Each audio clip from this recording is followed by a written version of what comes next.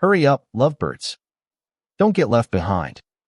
My name is Trevor, and I was 42 years old when I heard those words, screamed from the comfort of my brother's SUV as their taillights and the rest of my family disappeared down a desolate mountain road, leaving my wife, Sarah, and me stranded at a forgotten rest stop, miles from anywhere. They thought it was hilarious, just another one of their harmless family jokes, another chance to laugh at our expense. They had no idea that their cruel prank wasn't just the final straw. It was the moment Sarah and I decided to disappear from their lives. We were done. How do you think this story ends? Please click the like and subscribe button. It helps us deliver better stories every day. Thank you for subscribing. For as long as I could remember, my family, my parents, my older brother David, and my younger sister Lisa had a peculiar, often biting sense of humor, one that always seemed to find its easiest, most frequent target in me, and later in my wife, Sarah. It started small, innocently enough, a nickname that poked fun at my quiet, introverted nature, a forgotten birthday cake, just to see if you'd notice I remembered, which, of course, they hadn't. But over the years, their pranks grew increasingly cruel, more cutting, more public, more designed to embarrass or diminish us. Why did I tolerate it for so long? Why did I keep going back for more? Year after year, holiday after holiday? Was it truly love that held me there, or just a deeply ingrained sense of familial obligation that felt impossible to break? I always told myself it was family, that beneath the jabs, the laughter at our expense, there was a core of genuine affection. But was there? Or was I just clinging to a ghost of a healthy family dynamic that had never truly existed? Sarah, bless her heart, bore the brunt of their peculiar brand of affection as well, almost from the moment I introduced her to them. They quickly labeled her the Ice Queen because she was reserved, thoughtful, and had a quiet dignity that contrasted sharply with their boisterous, often crass personalities. They'd accidentally spill wine on her new dress at family dinners, forget to tell her about a last-minute change of plans for a gathering, leaving her waiting alone, or tease her relentlessly about her vegetarianism at Thanksgiving. Can you imagine your own family deliberately trying to embarrass your spouse, the person you love most, at every opportunity? What kind of family does that? My heart would sink every time, but Sarah, ever patient, ever graceful, would just offer a tight, almost imperceptible smile. "It's fine, Trevor," she'd whisper, squeezing my hand under the table. "They don't mean anything by it. It's just their way." But I saw the flicker of hurt in her eyes, the subtle clenching of her jaw. Did they mean something by it? Were these jokes truly accidental, or were they calculated acts of psychological warfare designed to remind us of our place in their hierarchy? The conflicts, though rarely outright screaming matches, were constant, simmering just beneath the surface of every family gathering. Christmas dinner, meant to be a time of peace and joy, would inevitably devolve into David loudly recounting some fabricated or exaggerated embarrassing story about my childhood, while Lisa filmed my reaction on her phone, ready to post it on social media. My parents, instead of reprimanding their grown children for their childish cruelty, would laugh the loudest, encouraging the spectacle, implicitly endorsing their behavior. Have you ever felt like a character in your own family's twisted reality show, constantly performing, constantly on guard? How utterly exhausting is that? I tried to speak up once, gently, after a particularly brutal Thanksgiving, where they mocked Sarah's family traditions. I asked them, in a quiet moment, to ease off. David scoffed, his face incredulous. "Can't take a joke, Trevor. You've always been too sensitive. Lighten up." My mother tooted, her voice dripping with passive aggression. "Oh, don't be so sensitive. We're just having fun. You're ruining the mood." Was I being too sensitive? Was their perception of fun so warped, or were they simply gaslighting me into accepting their unacceptable behavior? Every family event was a tightrope walk.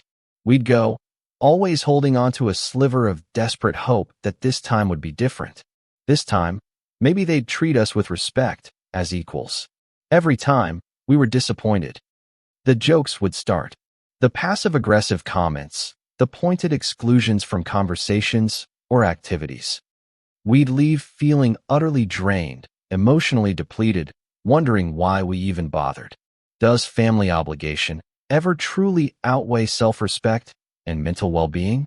At what point do you decide enough is enough and draw a line in the sand, even if it means alienating the very people you're supposed to love? This particular road trip was supposed to be a bonding experience, a rare attempt at collective fun.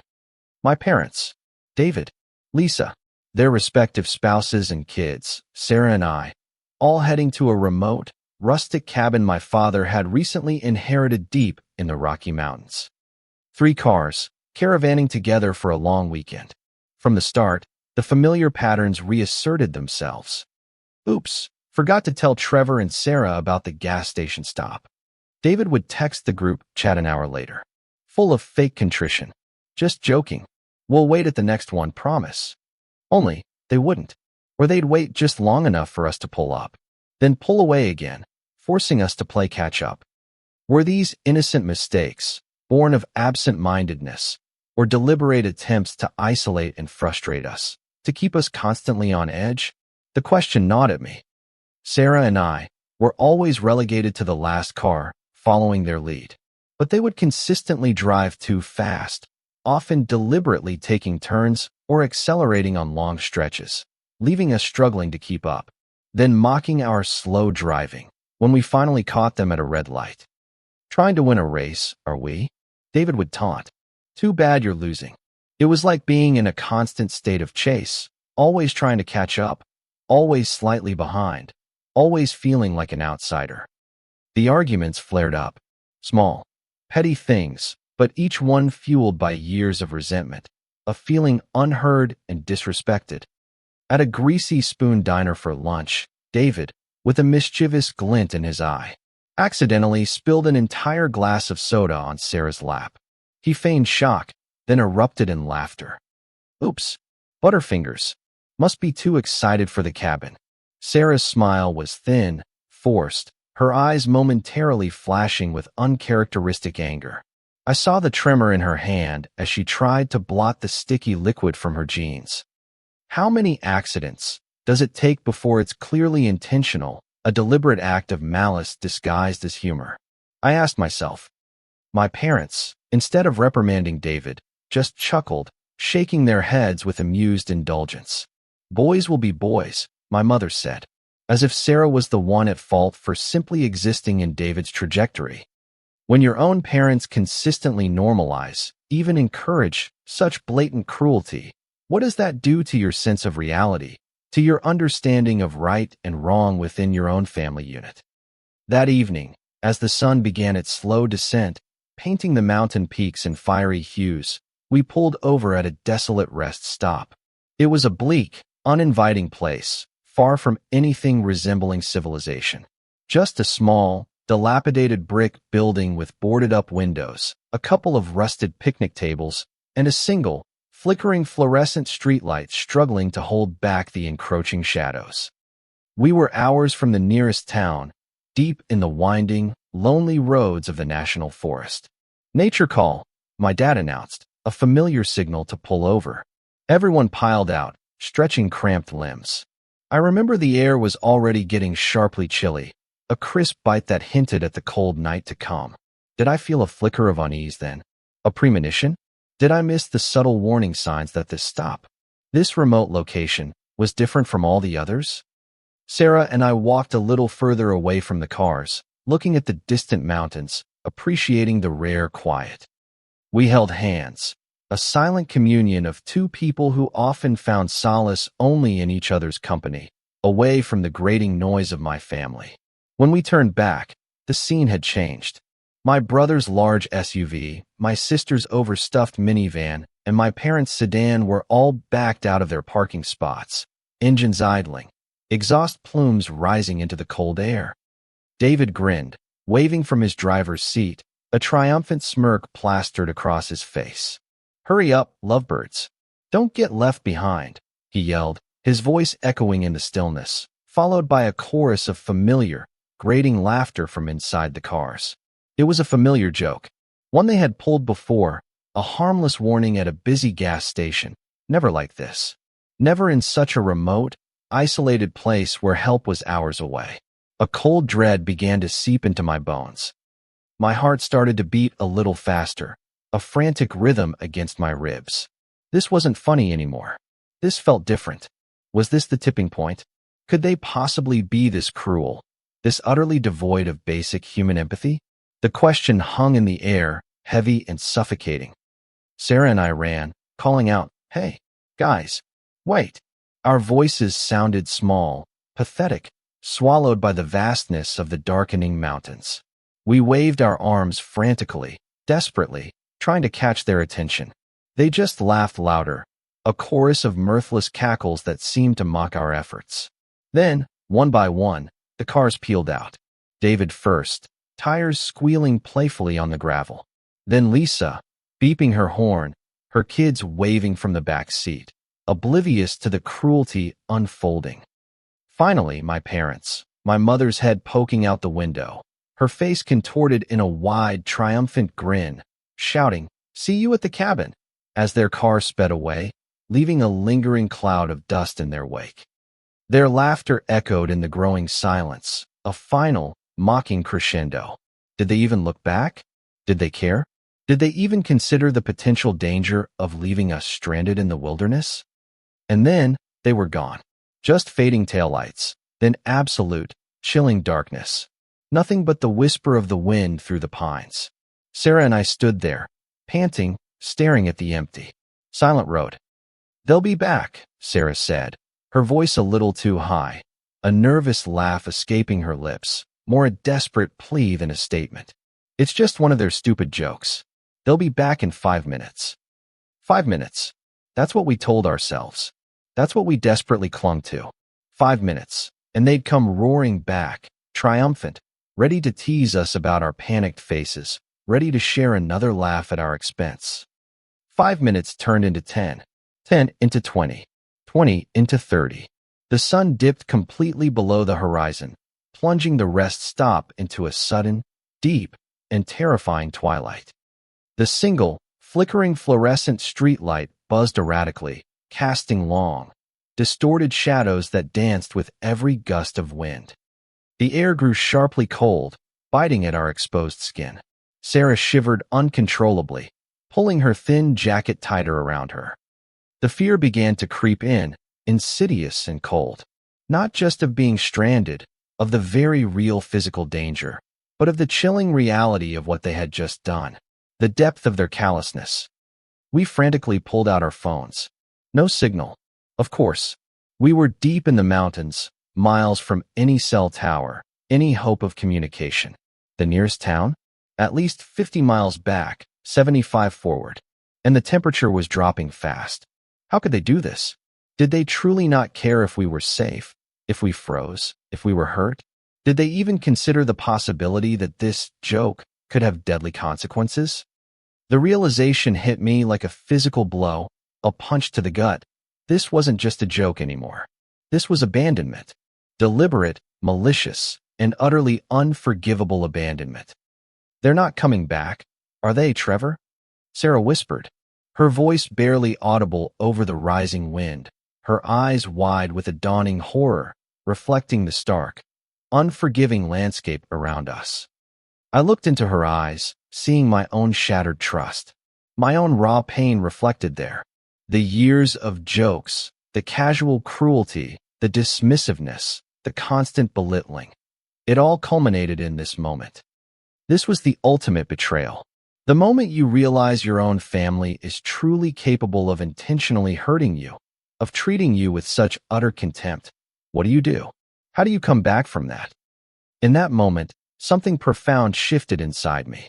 The desperation, the fear, the ingrained need to please them, to be accepted, to be part of their twisted definition of family, it all evaporated, like mist in the morning sun. This wasn't about a ride. This wasn't about getting to the cabin. This was about finally seeing them for who they truly were, and seeing us for who we truly deserved to be. The decision formed in my mind, stark and unyielding. It wasn't a choice. It was an undeniable truth, a fundamental shift in my understanding of my life and my relationships. "No," I said, taking Sarah's hand, my grip firm, reassuring, despite the chill of the evening air. My voice was steady, clear, resounding with a newfound conviction. "They're not coming back, and neither are we." Sarah looked at me, her eyes searching mine, and I saw a glimmer of understanding, and then, surprisingly, a hint of fierce resolve in her gaze. It was a shared moment of epiphany. "We're never going back," I repeated, not just to her, but to myself, to the indifferent mountains, to the universe, to the memory of those disappearing taillights. Not to them, not ever again. It was a promise, a vow, the beginning of our liberation. The immediate challenge was no longer emotional, but purely practical, survival. We found a small, single-room maintenance shed at the back of the rest stop, its door ajar, likely forgotten by the highway department. Using a large, flat rock, I managed to pry open a window that was stuck, and we squeezed inside. It was cold, damp, filled with cobwebs and the smell of mildew, but it offered precious shelter from the biting wind that was now whistling through the pines. We huddled together on the dirt floor, sharing the meager snacks we had, a granola bar, a bruised apple, a half-empty bottle of water, fueled not just by hunger, but by adrenaline and a strange, liberating sense of defiance. Have you ever felt truly alone in the world, yet powerfully, undeniably connected to the one person beside you, knowing that together you could face anything? This shared ordeal, their cruelty, forged a bond between Sarah and me that was stronger than any family tie. The next morning, stiff, exhausted, and aching from the cold, but alive, we started walking. West, towards the sun, towards civilization, towards a future without them. The road stretched endlessly before us, empty and winding. We walked for what felt like an eternity along the narrow shoulder, our steps heavy, our resolve unwavering. Finally, after hours, a beat-up, rusty pickup truck pulled over a few yards ahead. The driver, an elderly woman with kind eyes and a weathered face, introduced herself as Helen. She was a local, familiar with this isolated stretch of road. She was genuinely shocked when we told her, in hushed tones, that we'd been left. "That's a cruel, cruel thing to do," she said, her voice filled with genuine pity. She drove us, without question or complaint, to the nearest town, a tiny, almost forgotten dot on the map, called Harmony Springs, where we found a small, derelict bus station.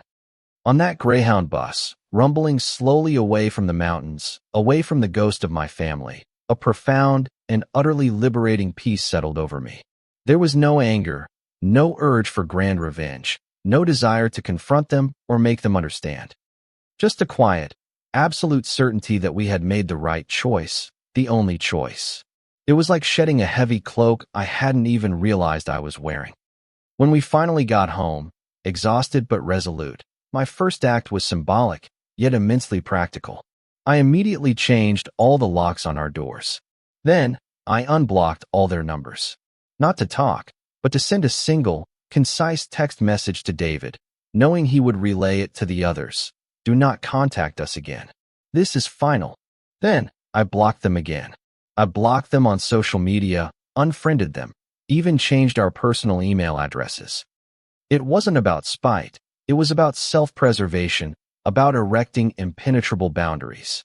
It was about severing the ties completely, cleanly, irrevocably, so they could never again infiltrate our lives with their cruelty, their jokes, or their insidious demands. The phone calls started within hours. First David, then Lisa, then my parents.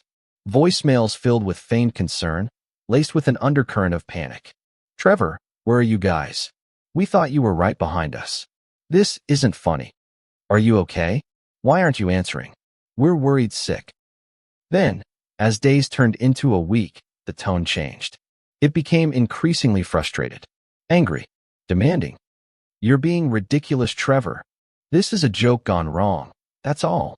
Call us back, and let's clear this up." Did they really think we were being ridiculous? Or were they furious, not at their own actions, but at the fact that their joke, had backfired so spectacularly, and that they had lost control of the narrative? My favorite voicemail, the one I actually kept for a while, was from my mother. Her voice, usually so sweet and cloying, was tight with barely suppressed fury, cracking with indignation. "Trevor, this is completely unacceptable. You're making a spectacle of us. This whole thing is ridiculous. You need to call your father and apologize immediately. You are humiliating this family. Apologize for their abandonment, for their cruelty, for their deliberate psychological torment. Did they genuinely believe we owed them an apology rather than the other way around? How deeply ingrained was their sense of entitlement, their belief that they were always the victims, even when they were the perpetrators? It was a chilling insight into the generational blindness that had fueled their behavior for so long. We never called back. Not once. We didn't send an email. We didn't offer a dramatic explanation. We simply vanished from their lives, as completely and utterly as they had vanished from the rest. Stop. The silence, initially terrifying in its unfamiliarity, quickly became our greatest comfort, our most cherished possession. It was like finally being able to breathe again, after holding my breath for decades. Life changed dramatically. We had half anticipated their eventual attempts to track us down, to force a confrontation, to show up at our door. But it never came. My family, so used to controlling the narrative, so used to us coming back for more, so used to manipulating our emotions, simply couldn't comprehend our complete and utter withdrawal. They were baffled. They were furious. And they were, ultimately, helpless. They had lost their favorite targets, their punching bags, and they had no idea how to operate without us. Daniel, my younger brother, eventually reached out, not with anger, but with genuine, heartfelt concern. He had not been on the road trip, away on a critical business trip at the time. He had heard about the prank and was genuinely horrified, apologetic for his family's behavior, which he had always quietly resented. He was the only one who truly understood, who didn't try to justify or minimize their actions.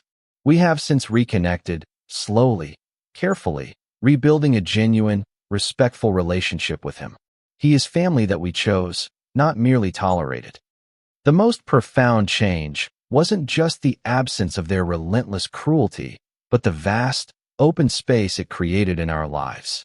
The emotional energy I had spent for decades, constantly bracing myself, trying to anticipate their next jab, trying to deflect their sarcasm, trying to justify my existence to them, trying to earn their elusive approval.